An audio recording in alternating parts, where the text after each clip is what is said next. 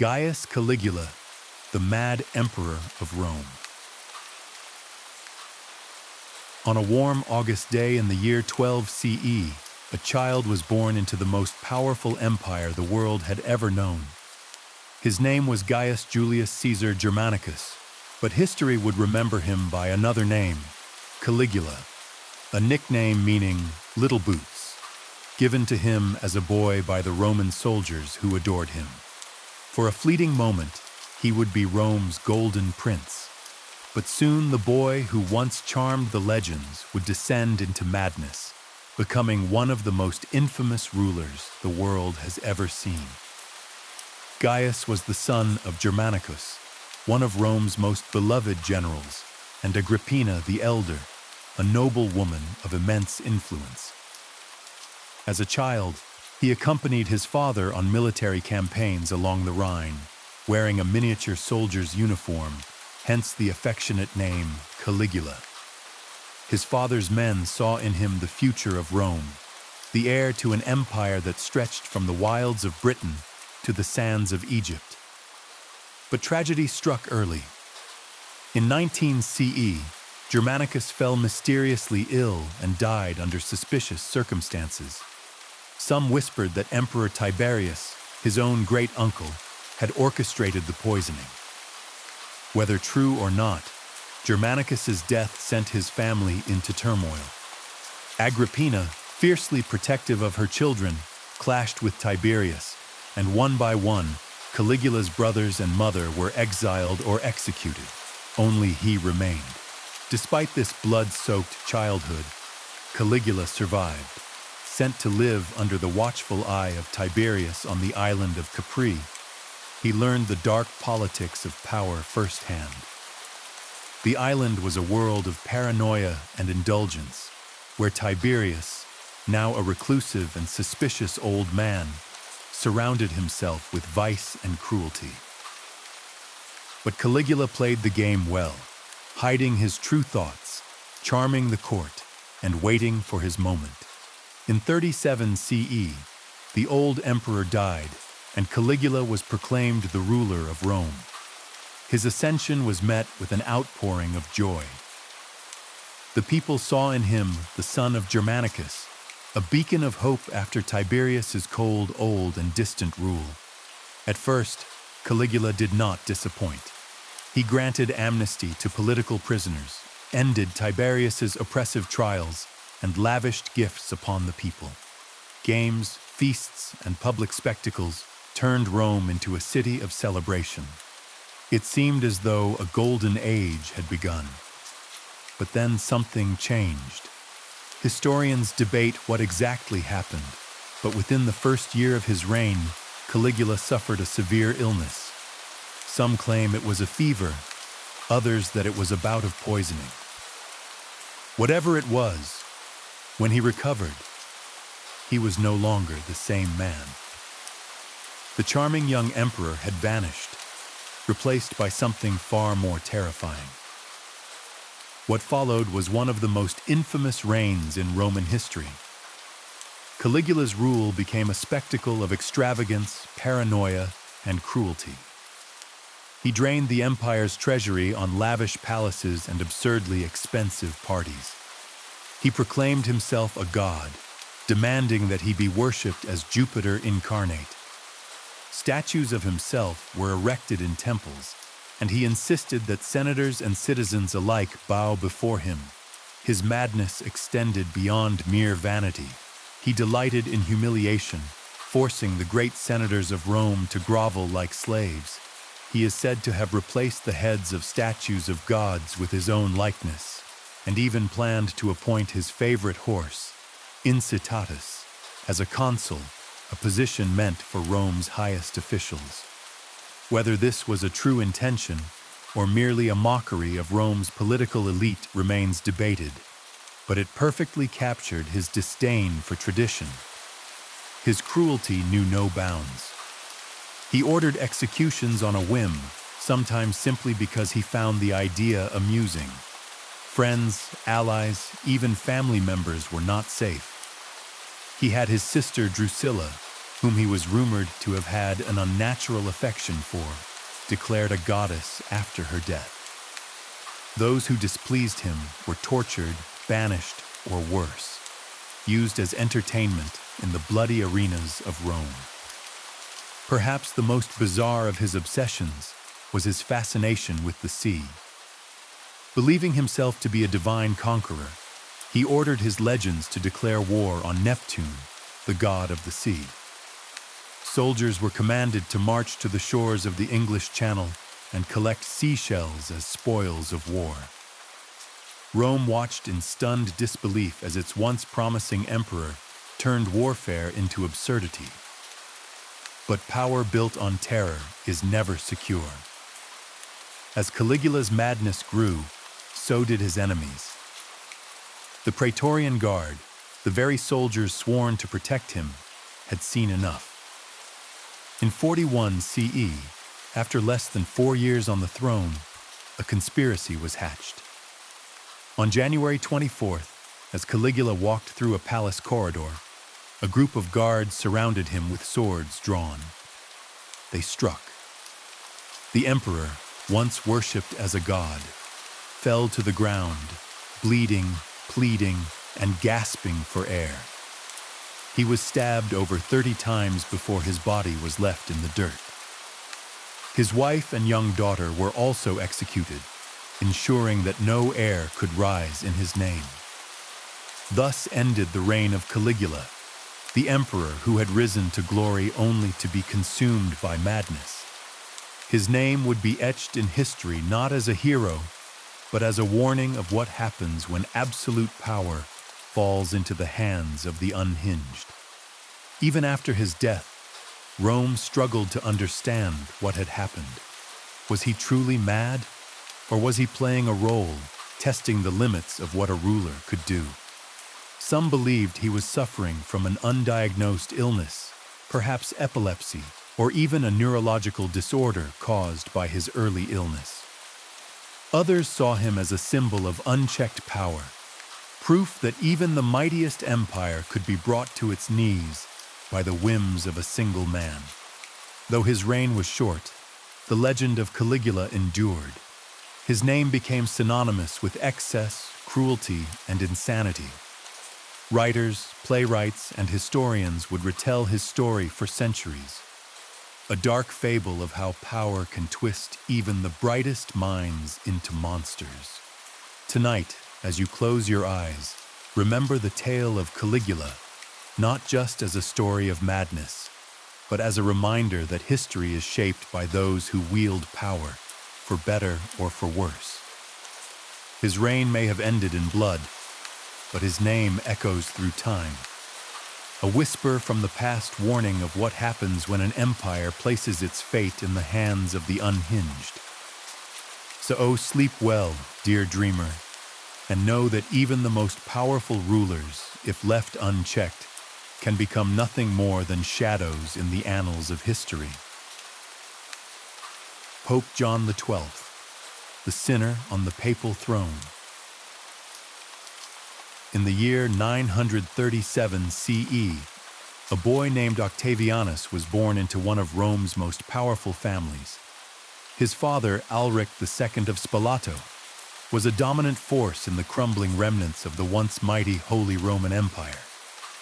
But young Octavianus was no warrior, no scholar, no sly figure destined for greatness. Instead, history would remember him as Pope John XII, the most infamous pope to ever sit on the throne of St. Peter. A ruler who would turn the sacred halls of the Vatican into his personal den of vice and debauchery. Octavianus was born into privilege, but not piety.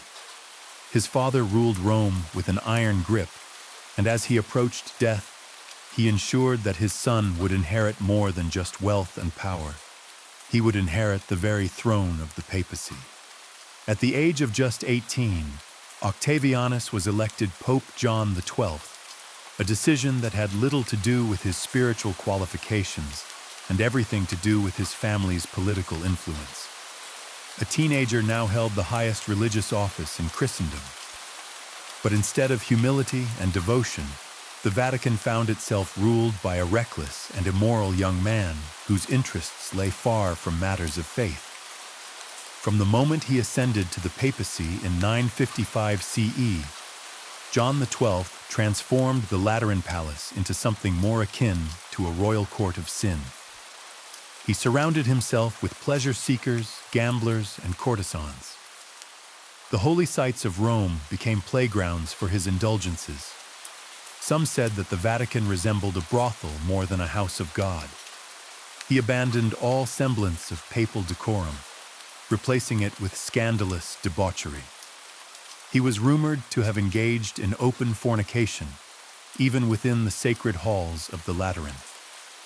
Cardinals and bishops whispered that he had taken lovers from among both nuns and noblewomen. Some even claimed he defiled holy sites with ritualistic orgies, turning sacred spaces into scenes of unspeakable vice. But John XII's sins were not limited to lust alone. He was accused of simony, selling church offices to the highest bidder, and bribery, using the wealth of the church to fund his extravagant lifestyle. He spent more time hunting, feasting, and drinking than administering to his flock. He gambled away sacred treasures, using the church's wealth for personal pleasures. The corruption of the papacy reached such depths that even devout believers could no longer ignore it. Whispers turned into murmurs, murmurs into outcries. The Pope of Rome, it seemed, had become the very embodiment of sin. John XII's debauchery might have been tolerable if he had at least managed the political affairs of the papacy with competence, but he did not. His recklessness extended beyond pleasure. He was also a fool when it came to securing his power. In a desperate attempt to hold on to his position, he formed an alliance with Otto I, King of Germany, crowning him Holy Roman Emperor in 962 CE. But almost as soon as the crown was placed upon Otto's head, John XII turned against him, plotting against the very man he had elevated. He betrayed Otto, secretly aligning himself with the emperor's enemies. Otto, no fool, responded by marching on Rome. In 963 CE, he deposed John XII, installing a more suitable pope in his place. But John XII was not so easily removed. The young pope fled into exile, only to return months later at the head of a rebellious force, reclaiming the Vatican through bloodshed and intimidation.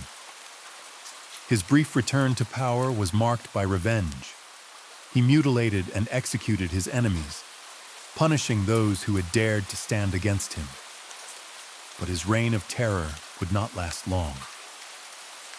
The story of Pope John XII ends in fitting irony. In May 964 CE, at the age of 27, he died suddenly under circumstances as scandalous as his life. Some say he was struck down by divine wrath. Others that he suffered a fatal stroke in the midst of committing adultery. One of the most widely circulated rumors claims that he was killed by the angry husband of one of his many lovers, caught in the very act of betrayal. Whatever the truth, his death came not in solemn prayer, not in a moment of repentance, but in the shadow of sin, just as he had lived. Even in death, John XII left behind a legacy of disgrace. His reign had brought the papacy to one of its lowest points, a time when the leader of the Christian world was little more than a drunken, lustful tyrant. Historians and theologians alike struggled to comprehend how the Church had allowed such a man to rise to power. His papacy became a cautionary tale, a reminder of what happens when power is given to the undeserving. The Vatican, tarnished by his corruption, spent years trying to erase the memory of his rule, but history would not forget. John XII became the symbol of the worst excesses of the papacy, a grim reminder that even the most sacred institutions are not immune to human vice. Tonight, as you drift into sleep, Let the story of John the XII serve as a reminder of history's darker chapters. He was not a holy man, not a leader of virtue, but a sinner who turned the holiest seat in Christendom into a palace of indulgence. His name lingers in the annals of history, whispered not as a saint, but as a warning. So sleep well, dear dreamer, and remember that power, even in the hands of those meant to guide, can be corrupted beyond redemption. King John, redemption and ruin. In the year 1166, in the grand halls of the Plantagenet dynasty, a child was born who would become one of the most infamous rulers in English history. His name was John, the youngest son of King Henry II and Eleanor of Aquitaine. Unlike his older brothers, great warriors and noblemen, John would not be remembered for valor or wisdom. Instead, history would know him as King John, the monarch who lost nearly everything: his land, his allies, his people's trust, and even his own reputation. John's early life was marked by neglect and low expectations. His father, King Henry II, had little regard for him, calling him John Lackland, because unlike his brothers, he was not given territories to rule. His older brothers, Henry the Young King, Richard the Lionheart, and Geoffrey, overshadowed him in every way, leaving John with little to call his own. But John was not without ambition. Though he lacked the military skill of Richard or the charisma of Henry, he was cunning, manipulative, and willing to do whatever it took to secure power. When his father died in 1189, the throne passed to Richard, the legendary warrior king who would become known as Richard the Lionheart. But as Richard embarked on his great crusades, John began scheming. While Richard was away, John made his move. He conspired with Philip II of France to seize the throne, plotting against his own brother. But when Richard returned from captivity, John's treachery was exposed. Instead of punishing him severely, Richard showed mercy, perhaps a mistake that England would later regret. When Richard died in 1199, John finally ascended to the throne. But unlike his brother, John lacked the qualities of a great king. He was cruel where Richard was fair, cowardly where Richard was brave, and incompetent where Richard was strategic. His reign was plagued by failure after failure, setting the stage for disaster. One of John's greatest failures was his disastrous conflict with Philip II of France. John inherited a vast empire stretching from England to Normandy, Aquitaine, and Anjou, but he lacked the military prowess to defend it. Within a few years, he had lost Normandy, a crushing humiliation that earned him the scorn of his nobles and people alike. His response? More taxes. Desperate to fund his failing wars, John heavily taxed the nobility and commoners alike, pushing England to the brink of revolt. His need for money led him to extort the clergy, steal from barons, and imprison those who opposed him. His rule was one of greed and oppression, earning him enemies at every turn. John's thirst for power was so great that it even extended to his own family. In 1203, his young nephew Arthur of Brittany, the rightful heir to much of John's French territory, was captured. Arthur had a strong claim to the throne, and many nobles supported him over John. Fearing a challenge to his rule, John ordered Arthur's execution, a crime that horrified even his staunchest supporters. Rumors spread that John had personally murdered Arthur in a drunken rage, throwing his body into the River Seine. Whether he committed the act himself or not, Arthur was never seen again, and John's reputation was permanently stained with the murder of an innocent prince. As John's failures mounted, so did opposition to his rule. His cruel taxation, military disasters, and open corruption pushed the English barons to their breaking point. In 1215, they rose in rebellion, forcing John to the negotiating table. At Runnymede, John was compelled to sign the Magna Carta, one of the most important documents in history. This charter limited the power of the monarchy and enshrined the idea that kings were not above the law. Though John signed it reluctantly, he had no intention of honoring it. Almost immediately, he sought to break his promises, plunging England into civil war. John's response was as disastrous as ever. He burned towns, destroyed castles, and turned England into a battlefield. He even sought help from foreign mercenaries, hiring Flemish and French soldiers to fight against his own people. But it was too late. His kingdom was crumbling around him. By 1216, John's rule was collapsing. The French had invaded. The barons had turned against him, and England teetered on the edge of ruin. As he fled across the country, a stroke of misfortune sealed his fate. He crossed the Wash, a treacherous marshland, during a storm. As he did, his entire royal treasure, including his crown jewels, was lost to the sea, swallowed by the mud and tide.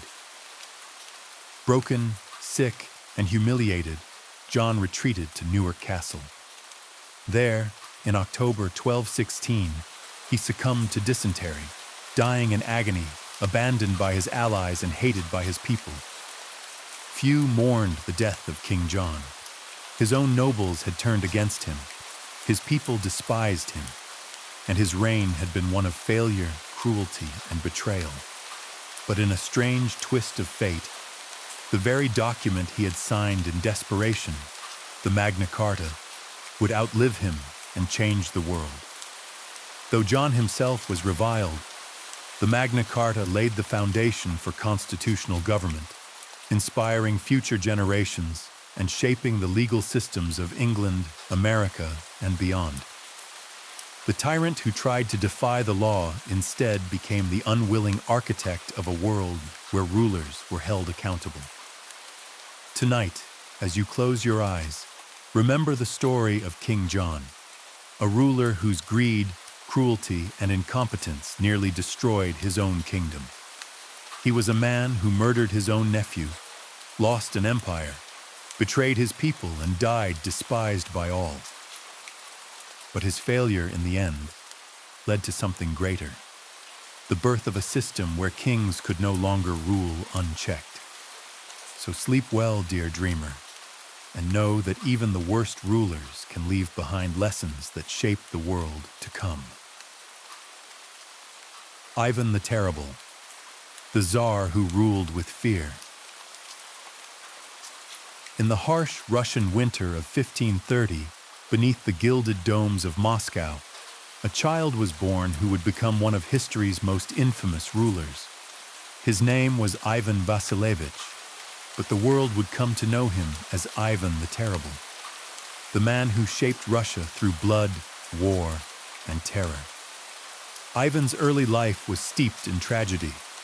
At just 3 years old, he became Grand Prince of Moscow after the sudden death of his father, Vasily III. But a boy could not rule an empire alone. His mother, Elena Glinskaya, acted as regent, but her reign was short-lived. She was poisoned when Ivan was just 8 years old, leaving him at the mercy of power-hungry nobles. The boy prince grew up in an atmosphere of cruelty and intrigue. The boyars, the noble families of Russia, wrestled for control, treating Ivan as a puppet.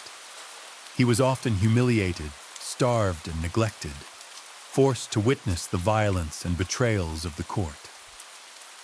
These years of torment shaped his soul, filling him with deep paranoia and a burning hatred for the boyars. But Ivan was no ordinary child. He spent his youth devouring books, particularly religious texts and histories of Rome and Byzantium. He saw himself as a divine ruler, chosen by God to transform Russia into a mighty empire.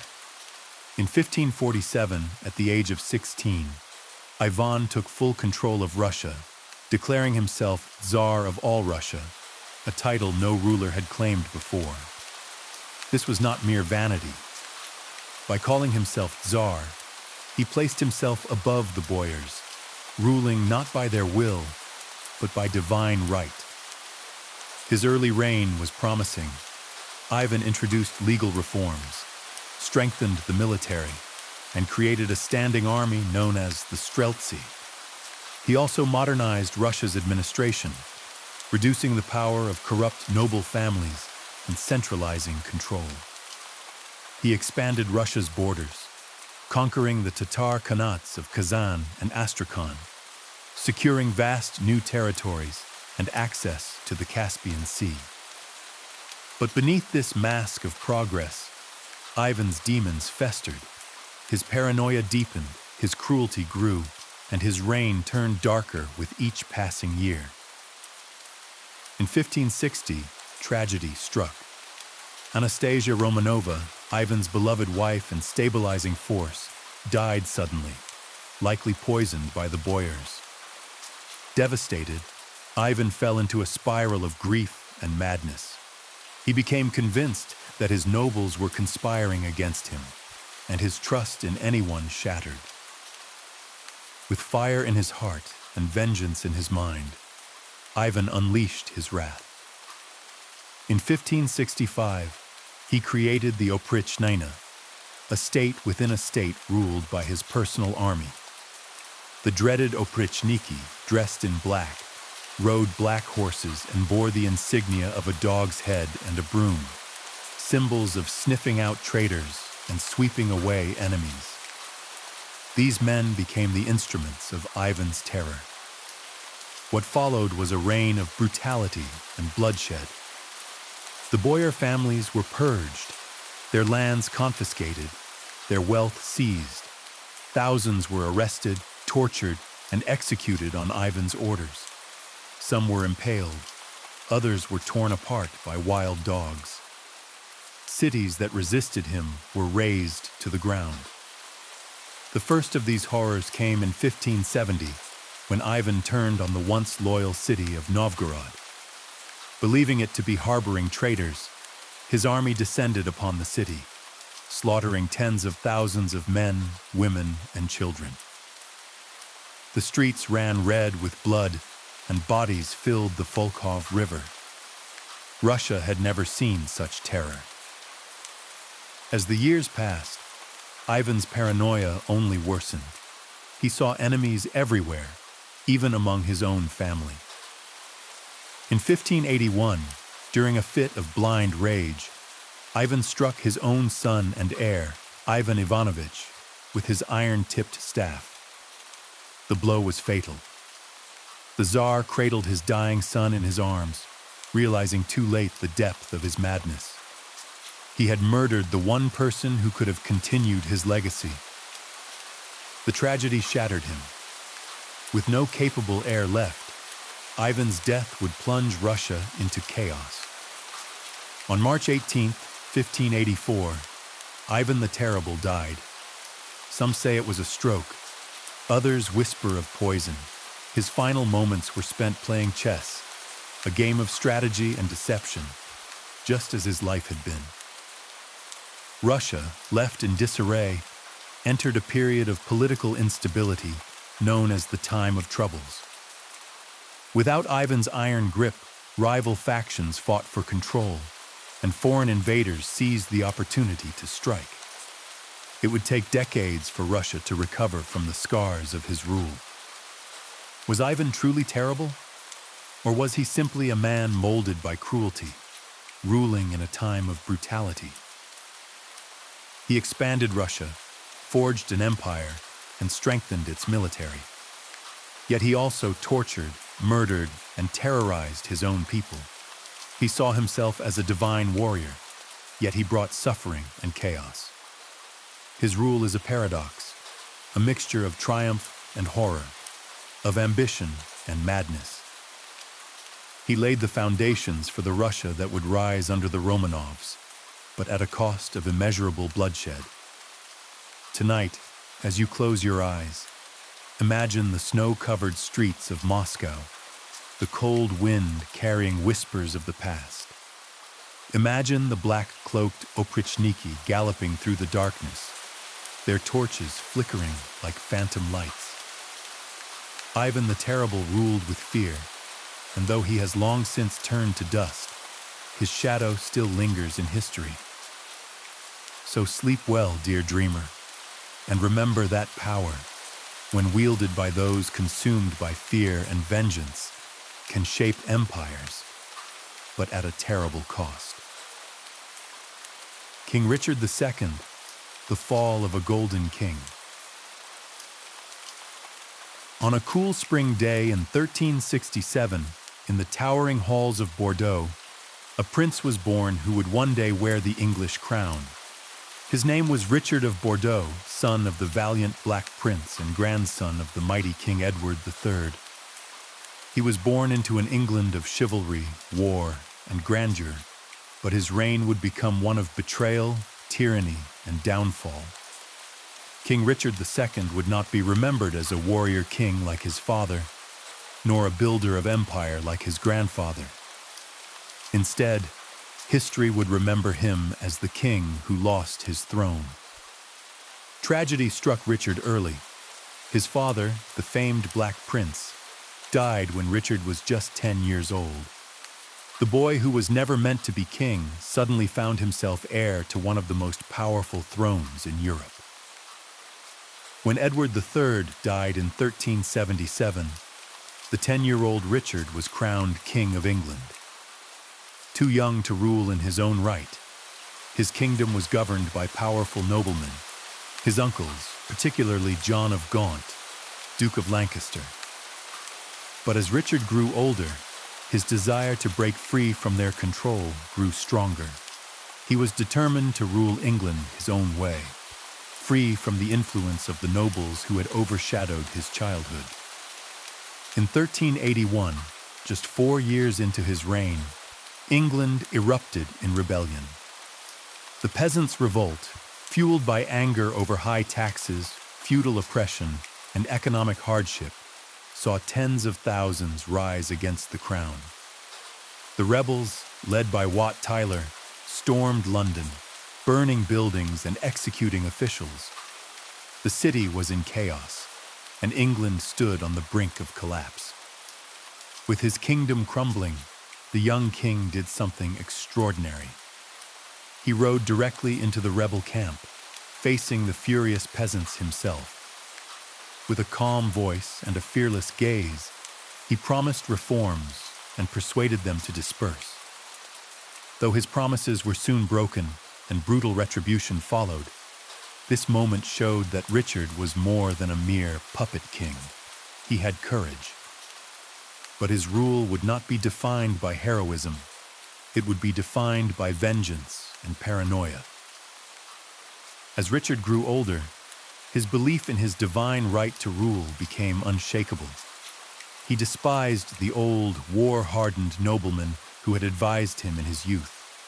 Instead, he surrounded himself with a circle of favorites, men he trusted above all others: Robert de Vere, Michael de la Pole, and others. He showered them with titles, wealth, and influence, alienating the powerful barons of England. This favoritism bred resentment. The nobles, furious at being cast aside, formed an alliance against Richard. In 1387, the Lords Appellant, led by the Duke of Gloucester, seized control of the government and executed many of Richard's favorites. Humiliated and powerless, Richard was forced to submit to their authority, a bitter experience he would never forget. But Richard was not a king to forgive. In 1397, a decade after his humiliation, Richard struck back with a vengeance. He arrested the Lords Appellant, exiling some and executing others. He ruled with absolute power, crushing his enemies and eliminating opposition. Parliament became a tool of his will, and he declared himself above the law. He taxed England heavily to fund his lavish court and grandiose projects, including a magnificent palace at Sheen. He was not a warrior like his predecessors. He preferred art, pageantry, and poetry. He saw himself as a divine ruler, ordained by God, untouchable by mortal men. But absolute power breeds enemies. Richard's arrogance, cruelty, and unchecked ambition turned his own kingdom against him. The lords who once feared him now plotted his downfall. Richard's greatest mistake was his treatment of Henry Bolingbroke, the son of John of Gaunt. In 1398, he banished Henry for 10 years over a petty dispute. But when John of Gaunt died in 1399, Richard seized his vast lands instead of allowing Henry to inherit them. It was a fatal miscalculation. Henry, furious and exiled, returned to England with an army. What began as a mission to reclaim his inheritance became a full-scale rebellion. The barons and people, weary of Richard's tyranny, flocked to Henry's side. Richard, believing himself untouchable, had gone on campaign in Ireland. By the time he returned, it was too late. His kingdom had turned against him. In August 1399, Richard was captured. He was imprisoned in the Tower of London, humiliated and alone.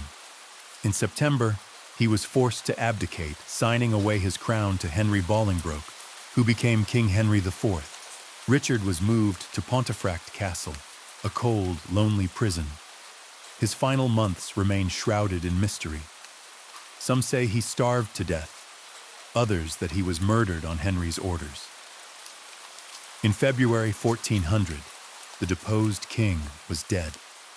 His body was quietly buried. His reign nothing more than a warning, a tale of a king who ruled by vanity, favoritism, and vengeance, only to be undone by his own arrogance. Though his reign ended in disgrace, Richard's story did not vanish from history. Shakespeare immortalized him in his play Richard II, portraying him as a tragic king, a man who lost everything because he believed he was untouchable. His fall marked the end of the Plantagenet dynasty's unshakable rule and set England on a path toward the Wars of the Roses, as noble houses fought for control of the throne. Tonight, as you drift into sleep, imagine the halls of Westminster, the golden throne standing empty, the echoes of a king who once believed he was invincible. Richard II was a ruler who sought beauty over battle, poetry over politics, and power without limits. But in the end, even a king must answer to his people. So sleep well, dear dreamer, and remember that those who rule without wisdom may find themselves waking in a prison, their crown forever lost. Mary, Queen of Scots, the doomed queen of two thrones. On a cold December night in 1542, in the grand halls of Linlithgow Palace, a baby girl was born who would one day wear two crowns. Her name was Mary Stuart, and from the moment she took her first breath, her life was marked by power, ambition, and tragedy. History would remember her as Mary, Queen of Scots, the queen who lost everything, not in battle, but in a game of thrones played with ink, betrayal, and steel. Fate struck swiftly.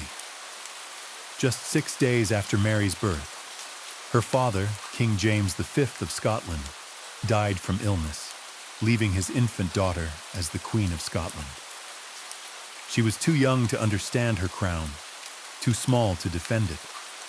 Scotland, a land of feuding clans and constant warfare, was now ruled by a baby queen, and danger lurked in every shadow. To protect her from the ambitions of England's King Henry VIII, who sought to force a marriage between Mary and his son Edward, she was whisked away to France at the age of 5. There, in the glittering court of King Henry II, she was raised as a princess of refinement, betrothed to the young French Dauphin, Francis. At 16, Mary married Francis, and within a year, she was Queen of France. The young couple ruled briefly, but happiness was fleeting. Francis died suddenly in 1560, leaving Mary a widow at just 18. Without a place in the French court, and with her homeland calling, she returned to Scotland, determined to reclaim her birthright. But Scotland was no longer the land she had left as a child. It was divided between Catholics and Protestants, nobles who sought power for themselves, and the ever-looming shadow of her cousin, Queen Elizabeth I of England. Mary, a Catholic queen in a Protestant kingdom, was a ruler out of place. Mary's reign was filled with conflict, but her greatest mistake was her choice in husbands. Seeking a strong consort, she married her cousin, Henry Stuart, Lord Darnley, a handsome but arrogant nobleman. At first it seemed a perfect match, but Darnley soon became a drunk, a liar, and a jealous tyrant. His paranoia reached its peak in 1566, when he and a group of nobles murdered Mary's secretary, David Rizzio, in front of her while she was pregnant. The once promising marriage crumbled into hatred, and Mary soon found herself in a dark conspiracy. In 1567, Darnley was found murdered, his body lying in the gardens of Kirk-o-Field after his house had been blown up. The chief suspect, Mary's new favorite, the ambitious and dangerous James Hepburn, Earl of Bothwell. Within weeks, Mary married Bothwell, a move that scandalized Scotland. Some believed she loved him, others claimed she was forced into the marriage. But whatever the truth, the people turned against her. The Scottish nobles rose in rebellion, forcing Mary to abdicate her throne in favor of her infant son, James VI. Betrayed, imprisoned, and stripped of her power, Mary fled to England, seeking the protection of her cousin, Queen Elizabeth. But Elizabeth, ever wary of rivals, saw Mary not as a guest, but as a threat. For 19 years, Mary was a prisoner in England, moving from castle to castle, a queen in name only. She wrote letters, plotted escapes, and tried to rally support. But with each passing year, her hope faded, and Elizabeth's patience wore thin. In 1586, Mary was implicated in the Babington Plot, a conspiracy to assassinate Elizabeth and place Mary on the English throne. Whether she was truly involved or merely a pawn in a larger game, it did not matter. Elizabeth signed her death warrant. On February 8, 1587, in the cold old halls of Fotheringhay Castle, Mary faced her fate. Dressed in deep red, the color of Catholic martyrdom, she climbed the scaffold, composed and regal. She forgave her executioners, prayed for Scotland and England, and laid her head upon the block. The first blow missed. The second struck her neck, but still did not sever it. The third ended the life of Mary, Queen of Scots. The executioner lifted her head for all to see, but in a final cruel twist, her red locks came away in his hand. Mary had been wearing a wig. Her true hair was thin and gray from years of suffering. Though she died as a traitor in England, Mary's blood still carried power. Her son, James VI of Scotland, would in time become James I of England, uniting both crowns under one monarch. The woman Elizabeth had feared in life had, in death, brought the very union Elizabeth had sought to control. Mary's story is one of beauty and betrayal, power and downfall. She was a queen born to rule, yet destined to fall.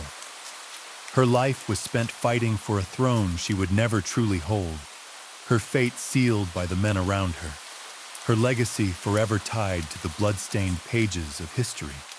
Tonight, as you close your eyes, imagine Mary in her final moments, a queen without a crown, a woman who had played the greatest game and lost.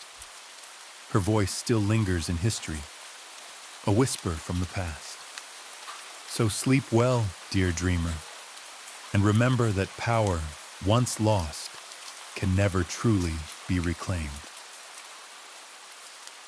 Emperor Rudolph II, the mad emperor of magic and melancholy.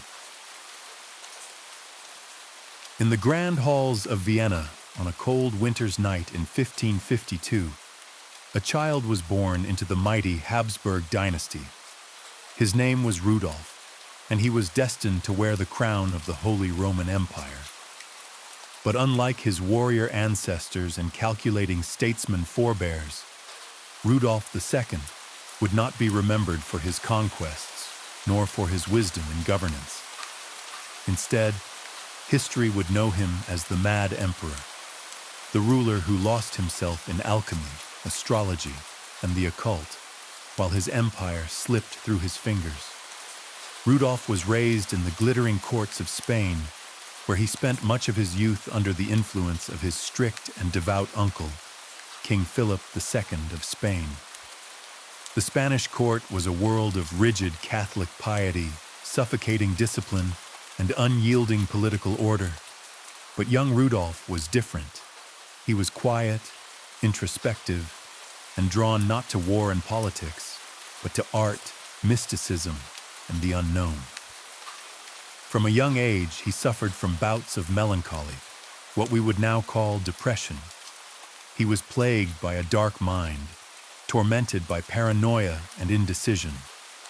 While his tutors prepared him for rulership, his heart was drawn elsewhere, to the stars, to the strange and forbidden books of alchemists, and to the wonders of the natural world. In 1576, at the age of 24, Rudolph was crowned Holy Roman Emperor, ruling over vast lands stretching from Austria and Bohemia to the far reaches of the empire. But while his realm needed a strong and decisive ruler, Rudolph was anything but. Instead of focusing on politics, he turned his imperial court in Prague into a sanctuary of secrets, a haven for magicians, scientists, and alchemists. He filled his palace with art, strange machines, and rare wonders, collecting everything from ancient manuscripts to bizarre artifacts. His obsession with the occult and the supernatural became legendary. Under Rudolph's reign, Prague became the most mysterious city in Europe. He gathered the greatest thinkers and most eccentric minds of his time. Johannes Kepler, the brilliant mathematician and astronomer; Tycho Brahe, the visionary Danish stargazer; Edward Kelly, the alchemist and supposed communicator with angels; and John Dee, the enigmatic scholar who claimed to hold the key to the supernatural.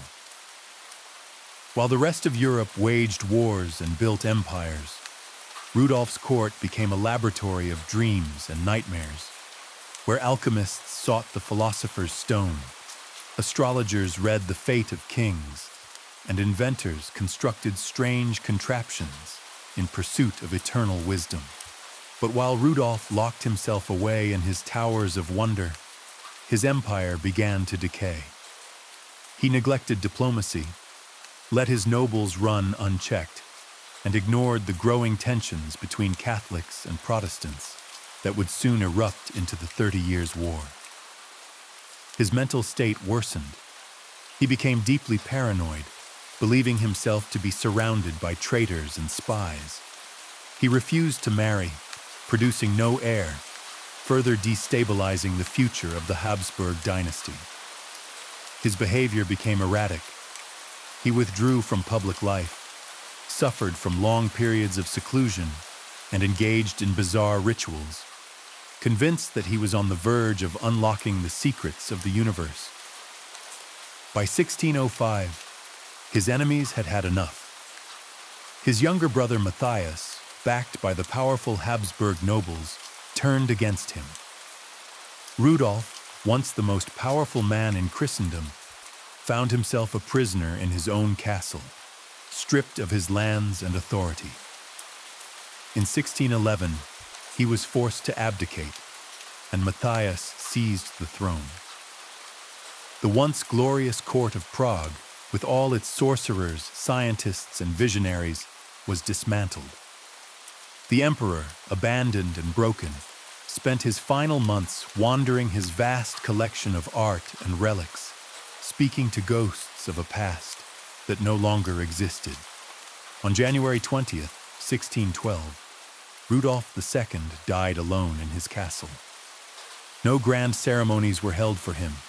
His empire moved on without him, leaving behind the shattered remains of his dreams of alchemy, immortality, and lost knowledge.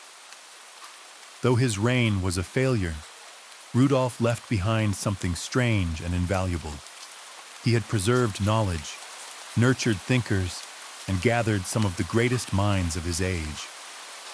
Without his patronage, Kepler might never have revolutionized astronomy. Brahe's observations might have been lost, and the Renaissance's spirit of curiosity might have faded too soon.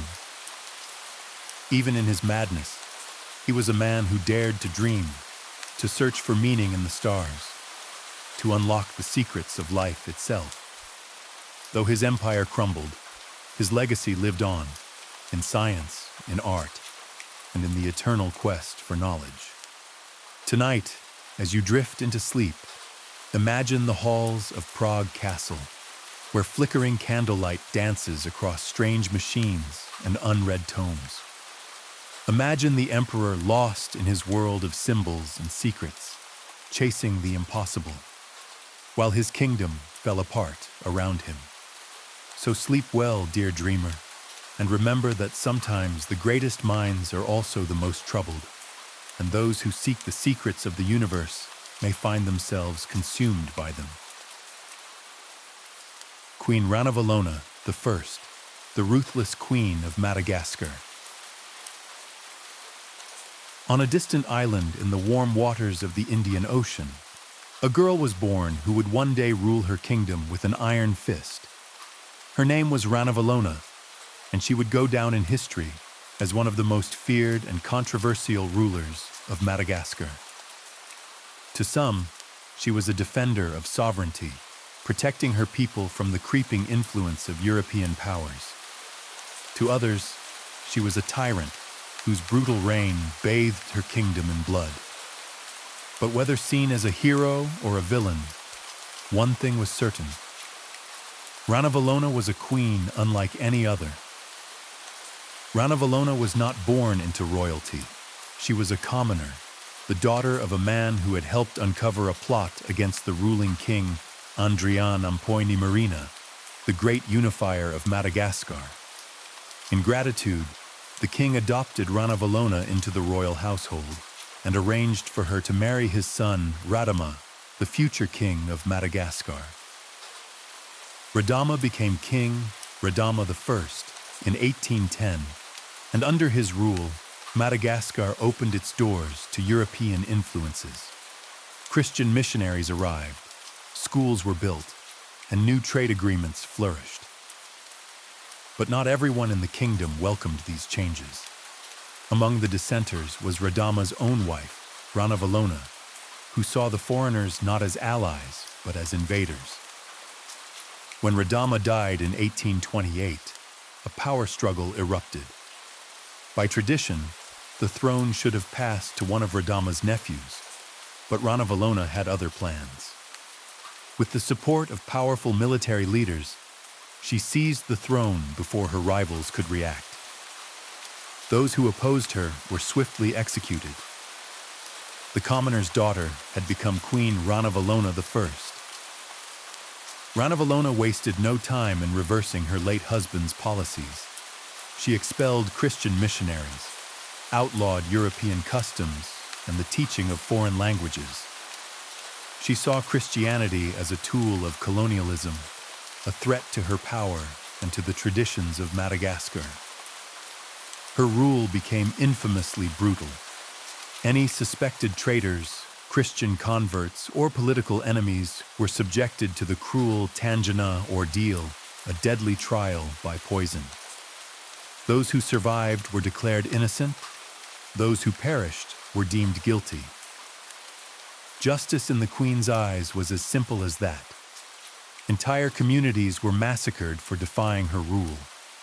Tens of thousands were killed in purges, while countless others died from forced labor, building fortresses and roads at the queen's command.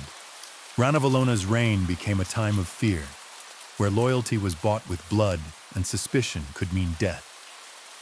Despite her cruelty, Ranavalona was a master strategist.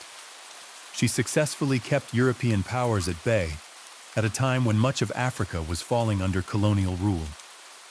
The French and the British attempted to overthrow her, but she outmaneuvered them time and again.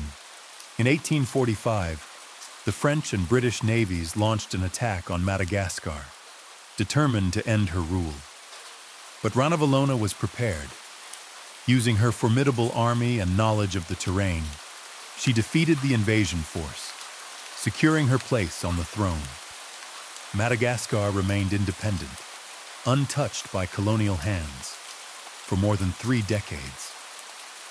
Ranavalona ruled with absolute power, but by the 1860s, her health began to decline.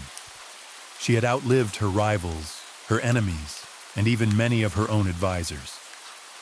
In 1861, after 33 years of rule, she died in her sleep. An unusual and peaceful end for a queen whose reign had been anything but. Her death was met with both relief and sorrow. Some mourned her as a patriot, a queen who had preserved Madagascar's sovereignty against all odds. Others celebrated her passing, seeing it as the end of a reign of terror. Ranavalona's son, Radama II, quickly undid many of her policies, reopening Madagascar to the outside world. But his rule was short-lived, and Madagascar's future remained turbulent. European powers would eventually gain control of the island, but Ranavalona had held them off for longer than anyone had thought possible. To this day, Ranavalona remains one of history's most complex and controversial figures. Was she a tyrant, driven by paranoia and cruelty? Or was she a visionary who saw the creeping tide of imperialism and did whatever it took to resist it? Tonight, as you close your eyes, imagine the stone walls of the Rova of Antananarivo, where a queen once ruled with an iron hand. Imagine the flickering torches of her palace, where loyalty and betrayal were separated by the thinnest thread. So sleep well, dear dreamer, and remember, power is a double-edged sword, and history is never as simple as it seems.